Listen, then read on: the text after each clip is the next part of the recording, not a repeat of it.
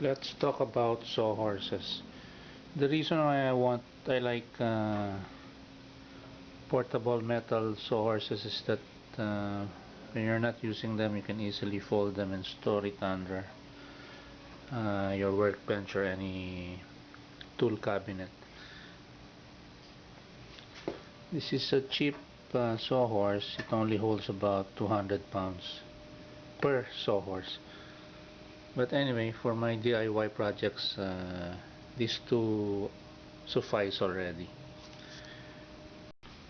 It's easy to set up.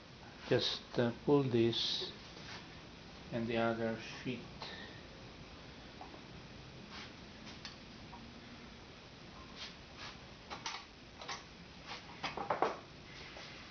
Then just place the support.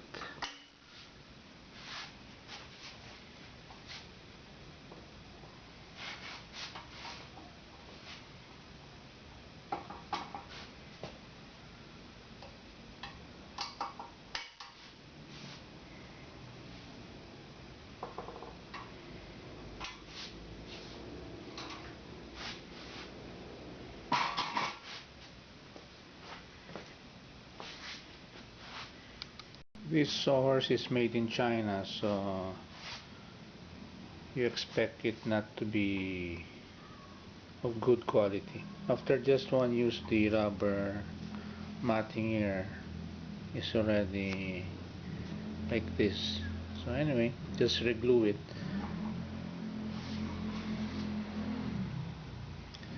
Now, sometimes you need to place a wooden surface if you're reaping lumber or if you're cutting plywood, so that your circular saw won't hit the metal portion. So there are screws already here, screw holes. So you can just place a piece of 2x3 or 2x4 there, temporarily screw it in place, and then after using the saws you can remove the wooden protection already.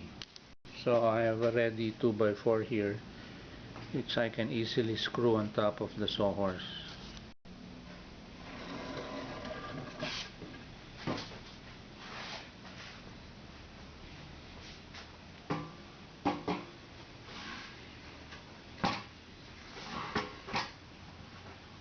Of course, you have to turn over the sawhorse so that you can screw the wood from this angle under.